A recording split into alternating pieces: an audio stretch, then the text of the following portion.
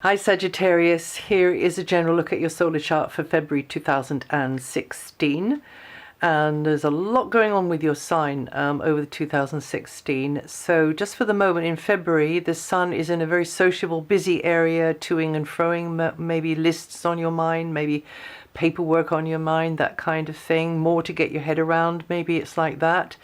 And Mercury and Venus are in the same place, so your thoughts will have a practical slant to them, revolving around material matters, possessions, property, maybe for some of you, the piggy bank, maybe some of you, and just getting your ducks in a row there, getting organized, figuring out improvements. Thinking will revolve around essential needs and gathering information about whatever would be best for yourself or others in those practical or financial or material ways. Venus there means that you won't be alone, probably. There will be assistance, there will be support. You could even be teaming up with somebody and enjoying the fruits of your labors, or pitching in together, or whatever it is. Overall, it means that you could do okay in a financial negotiation, or anything, any relationship related to a financial or property or other material type, security type situation. Buying, selling, renting, leasing comes in here as well. And in general, Venus tends to ease things materially and just tips the scales a little bit in your favor there. Then both of them move within 3 days of each other. Mercury moves on the 14th and Venus moves on the 17th. They both go into the same area and emphasize the next area, which is a very sociable sector. It's the same area as the sun was in, that I spoke about at the beginning. And this is you gathering information, you being articulate, and having to use your people skills, your language skills, maybe your writing skills, your travel and transport skills, because more travel could be coming in here for some of you, and this could bring warm, supportive relations with others. You make good contacts, maybe more likely from the 17th onwards anyway. And there could be useful interchanges where you're getting those nuggets of information, or others are consulting with you, getting their nuggets of information, and just a feeling of clicking maybe, and being able to bounce ideas around. You can also do better in any kind of negotiation type situation. I might have said that. Now, Mars, not only is Saturn in your sign for all of this year, but you're going to get a lot of Mars as well. Now, Mars isn't in your sign at the moment. It's in the sign before yours, Scorpio. So this means this is your opportunity until early March to get on with things behind the scenes, or maybe by necessity you have to be in like a little bubble with another or others, or in a behind the scenes sort of way, because this is what I call the chrysalis domain. It's the area of it's embryonic. It's growing though. It's growing. It can be very busy with Mars there as well. Maybe you doing practices or therapies, or sort of concocting amazing remedies, or following a protocol of some kind, which is going to heal. You're hoping. You have a feeling it's going to be doing you good, or you indeed because you've done it before and now you're doing it again.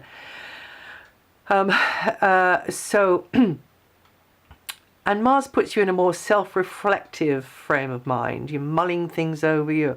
You're just sensing intuitively whether this is about your physical health, whether this is about other things.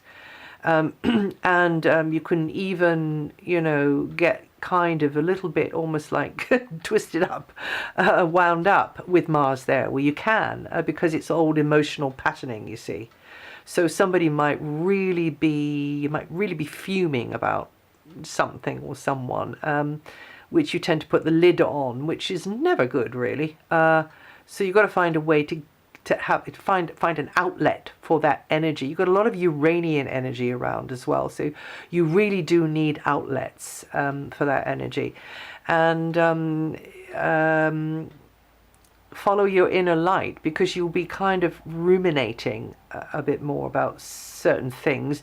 You haven't got the facts, you haven't got the solid facts yet, so you're just wondering a bit more, but you need to be nurturing, you need to be going to that place of healing, and trying to sort of not override the frustrations, but just, if you do feel frustrated, finding a healthy outlet for those frustrations, and trying to avoid falling down the old holes in the road, saying, you know what, that never did get me anywhere, that sort of feeling running through my body of frustration or annoyance or sadness or regret or blame, so I'm just going to chuck it in the bin now.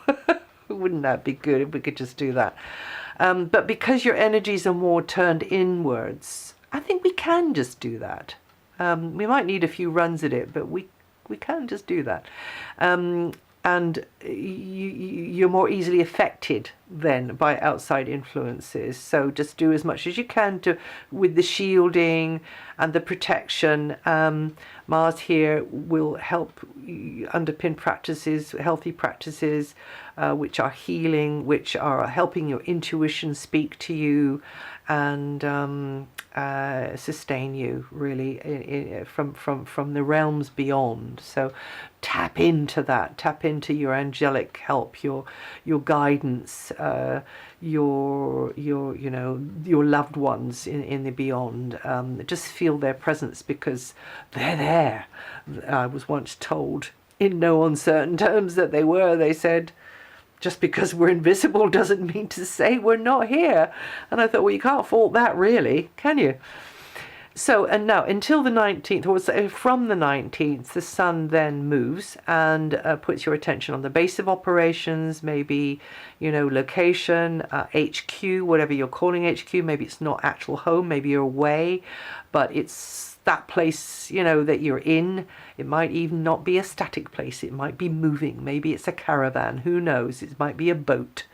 And in some respects, it will be harking back to the past a little bit with that one. It's like there are connections to the past. Now, Saturn has returned to your sign. It was there 9 years ago. Now, if you look back 7 years, now is the time to build upon something that kicked off 7 years ago, or indeed 14 years ago. It's amazing how precise this can be. So just about 7-8 years ago, 14-15 years ago. And over the next 2 years, scenarios and conditions around you will gradually help you to learn how best to take your responsibilities to yourself better, for you to really understand what it is you want, and then to be getting on with kind of consistently reaching for that and concentrating your energies more purposefully upon specific targets, which is going to help build these new foundations, these new structures for the future. So sometimes it will feel like obstacles in your way, but this is the role that Saturn plays in the zodiac. She's the stress tester. She kind of go, donk, right, that's a strong one, that passes, or not. There's a crack there.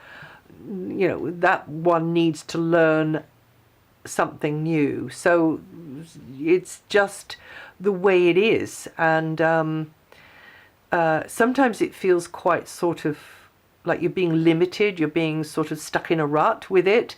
But that is part of the stress testing, especially for Sagittarians who do not like this feeling of no space. Because your sign is about space, freedom, air that you can breathe, and like the big overview of things. So this Saturn transit is going to help you with the details, to help you with your evolution, concentrating on the details, concentrating on your own personal growth, and you Sagittarians born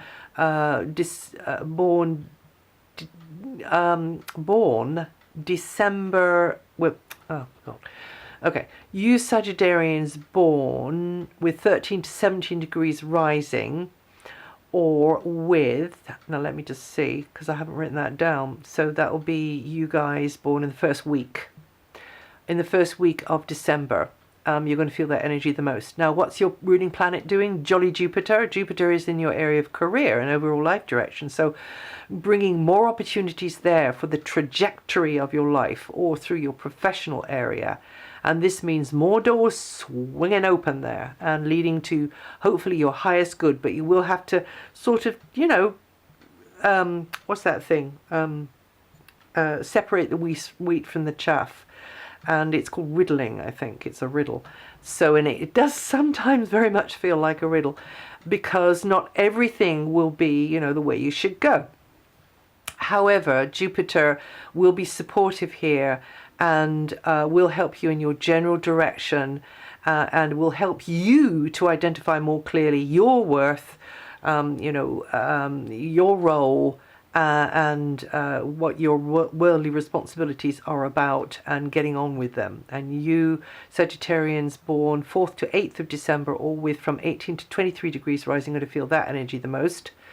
And then a mention of Neptune through your home area through your home area. There might be sacrifices that you've had to make because of family, because of property, because of the space, whatever it is, and you have to find a way with Neptune. Wherever Neptune goes, Neptune doesn't know about boundaries.